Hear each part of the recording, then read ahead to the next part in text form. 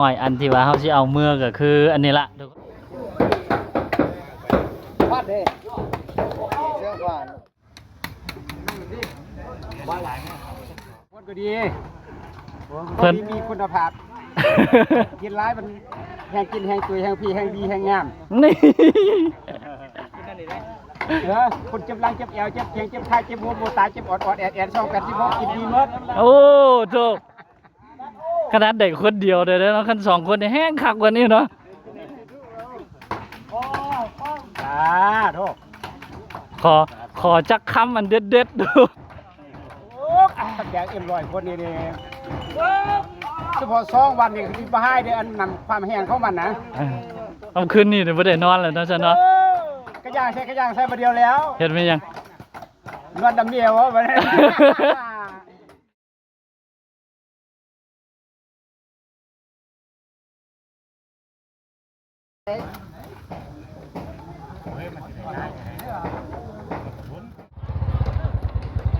สบายดีและสวัสดีบรรดาพี่น้องมัดสุขุสุขคนอีกเติมเส้นเก่าเส้นเคยเนาะอย่าห่างหายกันไปโดนเติบตอนนี้เขาอยู่ที่โรงเรียนเนาะไหนที่เป็นประถมเนาะบ้านใหญ่น้ำยาวพี่น้องเนาะพอดีพากันมาเฮ็ดโรงเรียนอยู่นี่ละ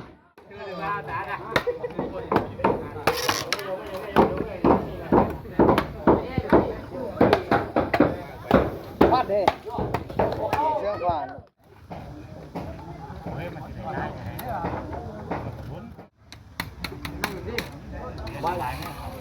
กะเริ่มฮอนๆนะเวลาเฮ็ดเวียกกันนั่นเดี๋ยวสิพาทุกคนไปเบิ่งว่าเฮ็ดเวียกนี่มันเฮ็ดเป็นยังไงนะก็สิพาไปเบิ่งแต่ว่าตอนนี้เนี่ยเฮาสิออกไปเอาของนะมาให้กับจะไอ้น้องแท้เฮาที่มาให้โรงเรียนนี่แหละปันกันกินพอดีมีทางไอ้ฮักเนาะอยู่ทางฝั่งไทยเพิ่นได้ส่งเงินมาทุกเทื่อเฮาก็เอาไปเลี้ยงเป็นขนมน้องๆนะมื้อนี้ก็ฮอดรอบของผู้ใหญ่แล้วทุกคนเดี๋ยวเฮาไปเอาเครื่องเอาน้ำเอาในมาเลี้ยงกันก่อนนะนี่นะทุกคนตอนนี้ก็มาทานเป็นเที่ยวหอยอันที่ว่าเขาสิเอาเมื่อก็คืออันนี้ละทุกคนโบแมนเนาะอันนี้ทุกคนผิดอันเห็นยกอันนี้ออกมาคิดว่าเป็นอันนี้สันดอกนะโบแมนทุกคนเอาเป็นอันนี้ละเนาะM150ทุกคนนะเห็ดเวียกไม่เมื่อยจังสิเดี๋ยวนี่ไปจักกึกนี่ก็คือสิมีแห้งเนาะทุกคนโอ้ยเลือกจะได้กินเท่านั้นไปเมาดิไม่อยากแล้วมาเต็มร้อยแล้วสองแก๊สอยู่นี่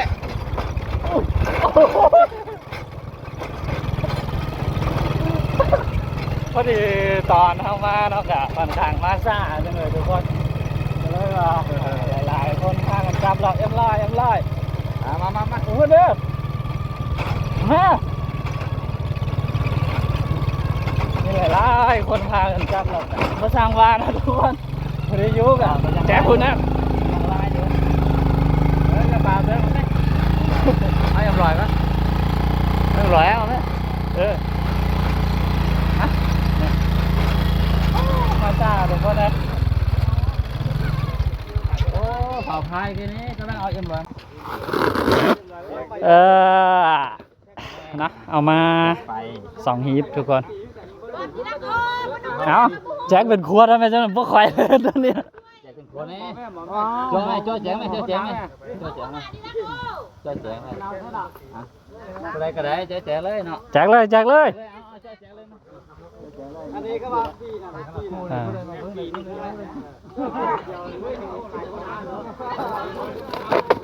อยู่เพิ่นก็มีมาพี่เด้อโอ้แดดก็ฮ้อนเนาะ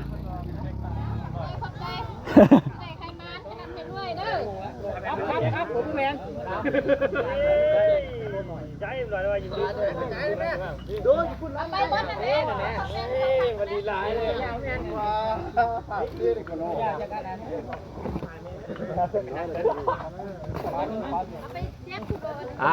คอยคุณว่าคอยไปฝุ่นได้ด้วยฝุ่นได้มีทางฝุ่นเห็นเด็กมันร้อนนาทีเลยหมดแล้วฮะยังมาตัวไหนงูเห่าย้ายเขาได้ดียังด้วยเอาไปเพิ่นอีกอัน1 2 อันก็คือจีพอแล้ว อันนี้ไปก็คือที่พอแล้วแหละเออ จะเซ็นระดับข้างหน้า นี่นะทุกคนเวียกที่เฮ็ดก็เป็นเวียกพวกนี้แหละซ่อมแซมห้องเฮียกพอดีก็บ่ได้ท้ายเนาะตอนเฮ็ดเวียกเฮ็ดนั่นก็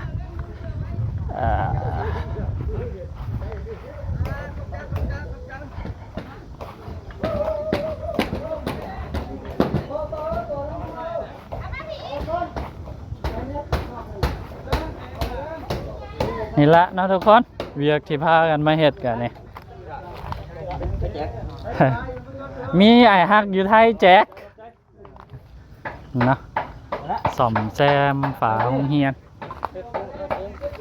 ขอบใจเด้อขอบใจเด้อ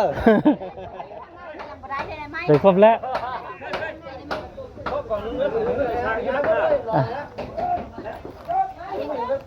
เต็มร้อยบ่มี ทางนี้ก็ยังว่านั่นเถอะ กองเดียวไปเขาปูแปลงหลังคาเนี่ยอาจารย์ใครเนี่ยอันนั้นมาปุ๊บยายก็ยายโอ้ เดี๋ยวครบมาแล้วดิ อันนี้กดเป้านี่จ้า อืม เรื่องนะข้างนึงเนี่ยยายก็ เสร็จหลายๆคนเนาะทุกคนให้เขาเจ้าอยู่ทางในไงโอ้ผู้นั้นละเอา2-3 ขวดมาได้เด้ครบมันแล้วอยู่ในนี่เดี๋ยวมันทุกคนละอ่า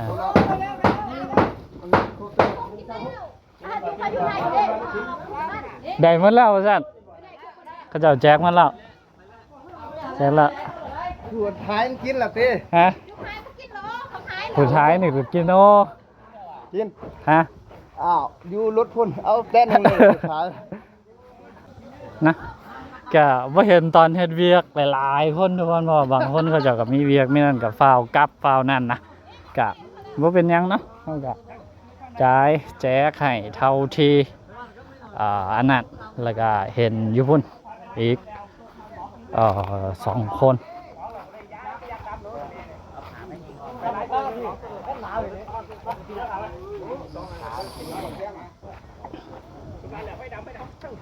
บ่ฮู้ว่ามีจักคนอยู่พุ่นนะเดี๋ยวสิลองเอาไปจัก2-3 ขวดเนาะไปให้เขาเจ้าทุกคนทุกๆปีชาวบ้านก็สิพากันมาเฮ็ดจังซี่ล่ะเนาะอยู่โรงเรียนอยู่นั่นก็เป็นเวียกรวมของบ้านเนาะพากันมาซอยเฮ็ดนี่อันนี้ก็คือเป็นโรงเรียนอยู่ในนี่ล่ะเนาะมีหลายหลังอันนี้ก็ยังเฮ็ดบ่ทันได้แล้วเนาะเฮ็ดปะหน่อยนึงแล้วก็อันนั้นปะไว้เนาะก็นี่ทั้งพี่บ่ฮู้ว่าเอามาสิไขว่บ่ไขว่ เฮาก็ถือมาได้ซ้ำนี้นะ4-5 ขวดเนาะทุกคนไอทีเห็นไหมนี่ก็คือซอยกันมาซ่อมมาแซมนี่ล่ะ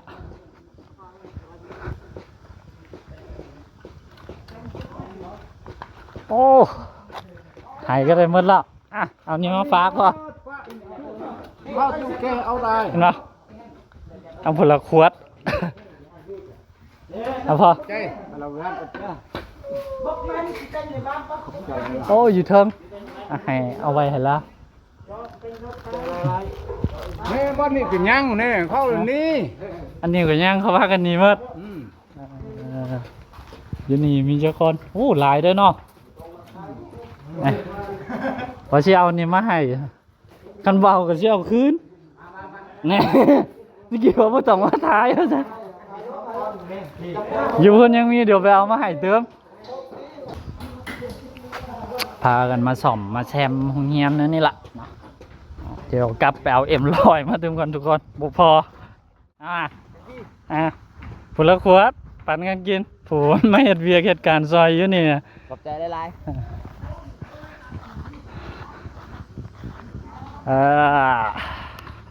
นี่มันไม้มันตอกนี่ก็อย่างนั้นนะเป็นชาวบ้านตกกันพากันเอามานี่บ่มีภัย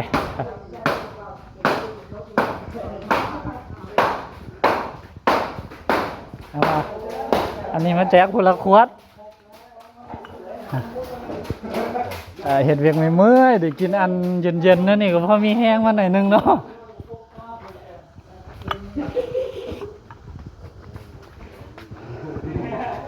ฮึบมาวันนี้ยังจะคนบ่ได้จิกิบ่ได้บ่ได้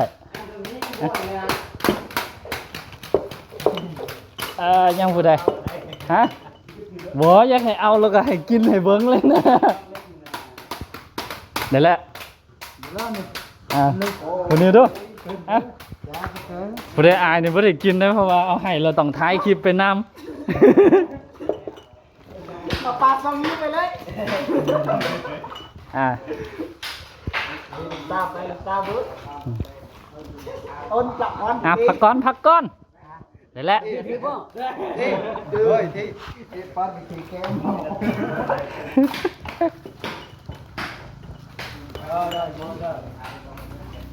ที่มียักษ์เลยมีติดคนแรกเลยอ้าวได้เลยที่ทิ้งมั่งโอ้มาคัดจังว่าเวลาเห็ดเวียกนะเพิ่งไม่ยอมพักเลยทุกคนคนอื่นคือว่าพากันกลับเมื่อเราสุเจ้าคือว่ายังเห็ดอยู่สั่นโอ้มันแล้วมันยังไม่แล้วเธอนี่ยังไม่แล้วก็เข้ากลับนี่แสดงว่าไอ้น้องที่ยังอยู่นี่มันได้จะแนวคักแนวมันมันเนาะใจไรเด้อ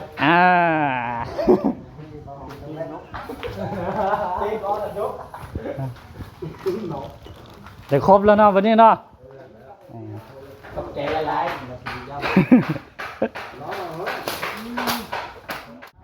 ก็โอเคเนาะทุกคนตอนนี้ก็ไล่แจ็คคิดว่าทัวร์ละแต่ก็บ่ฮู้ว่าทัวร์หรือว่าทัวร์นะเพราะว่าเฮาก็บ่สามารถไปไล่แจ็คให้เบิดทุกคนได้นะ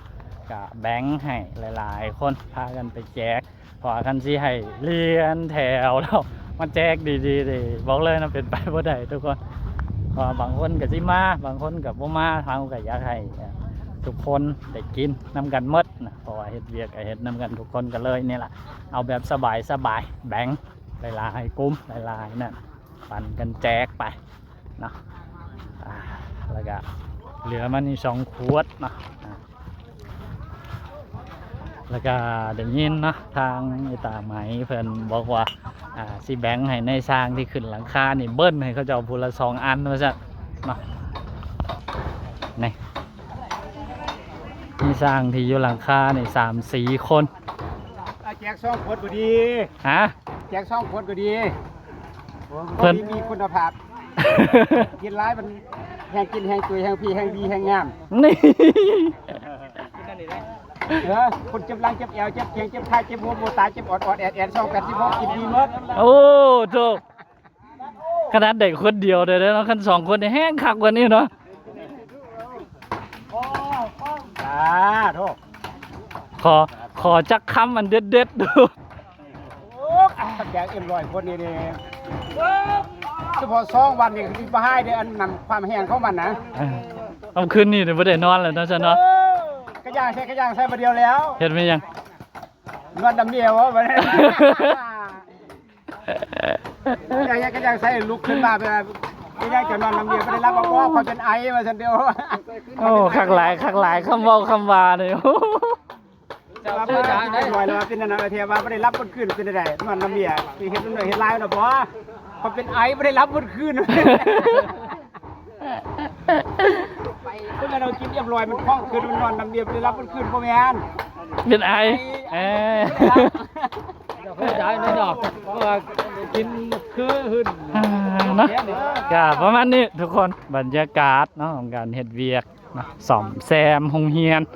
อยู่ที่บ้านใหญ่น้ำยาวเนาะก็นี่ละหลายๆผู้หลายๆคนแต่ว่าอันนี้นี่ค่อนข้างบางตาแล้วนะว่าตอนมาทำอิฐนี่ก็มีค่อนข้างลายเฮากะอันนั้นเนาะเบิ่งสภาพแล้วก็บางคนก็นี่ก้อนทันนี่นะหยานมันชีบ่แล้วได้ก็เลยนี่ละไปเอานำเอาในเนาะเอาหั่นเอานี่มาให้กับชาวบ้านที่ว่าพากันรับผิดชอบอยู่นี่ละเฮ็ดพวกนี้ให้มันแล้วนะก็เลย เอามาแจกมายายปันกันกินได้แล้วยายก็มือที่กี่แล้ว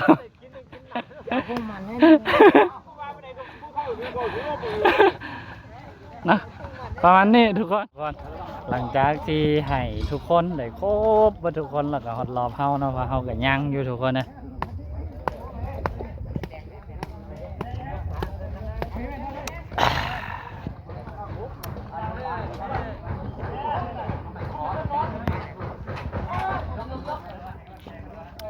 ได้กินแล้วก็มีแห้งเนาะทุกคนเลยจะทั้งหมดจะเอามาก็คือ2หีบทุกคนประมาณ100 ขวดนะทั้งหมดจะเอามาเนี่ยมัดเกี่ยงแซะนะบางคนก็ได้เรือขวดหนึงก็มีเนาะจ้ะนี่แหละทุกคนเห็ดเวียกซอยๆกันเนาะก็มีกินบางเทือก็อาจสิบ่ได้กินมันยังเลยนะก็ปะปนกันไปเวียกรวมอยู่บาทอยู่เขตบ้านนอกบ้านนาของพวกเฮาเนาะทุกคนเนาะนี่ห้องเฮียน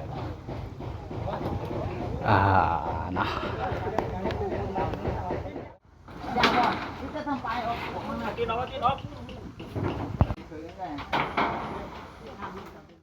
โอเคนะทุกคนตอนนี้เราก็กลับมาฮอดเทือนเป็นเรียบร้อยเนาะก็จบไปนะสำหรับเวียกมื้อนี้ก็คือเป็นเวียกรวมเนาะของชาวนุ่มของบ้านเขตน้ำยาวนี่แหละเนาะที่ว่าพากันไปซ่อมแซมโรงเรียนเนาะพอมื้อนี้ก็วันที่28วันที่28เดือน8นะวันที่1เดือน9นี่ก็เริ่มที่มีการเปิดโรงเรียนนะอยู่ทางฝั่งบ้านเฮาคือทางฝั่งประเทศลาวนะทั่วประเทศเนาะก็คือวันที่วันที่1เดือน9ก็คือเริ่มเปิดยังเป็นทางการเนาะอีก 2-3 มื้อสิเปิดละนะก็เลยมีนี่ละทุกๆปีที่มีเวียกเนาะบำรุงรักษาโรงเรียนซ่อมแซมบอลเปบอลเพนะจังสิทุกปีกะปีนี้ก็เป็นอีกปีนึงนะคือทุกปีเขาก็ไม่ได้เห็นบรรยากาศจังสิละนะอยู่เขตน้ำยาวกับปีนี้ก็นะพอดีเรามาอยู่พี่ก็เลยได้ไปออกแข่งงานรวมนะซอยเป็นเล็กๆน้อยๆนะเท่ากันไปเฮ็ดทันเฮ็ดนี่ซอยเป็นเล็กๆน้อยๆเลยก็นี่ละนะพอดีทางไอ้ฮัสกรมันส่งเงินมานะทุกเทื่อเฮาชิเลี้ยงเป็นขนมฮันนี่ให้กับน้องๆนะเทื่อนี้ก็พอดีมีเวียกผู้ใหญ่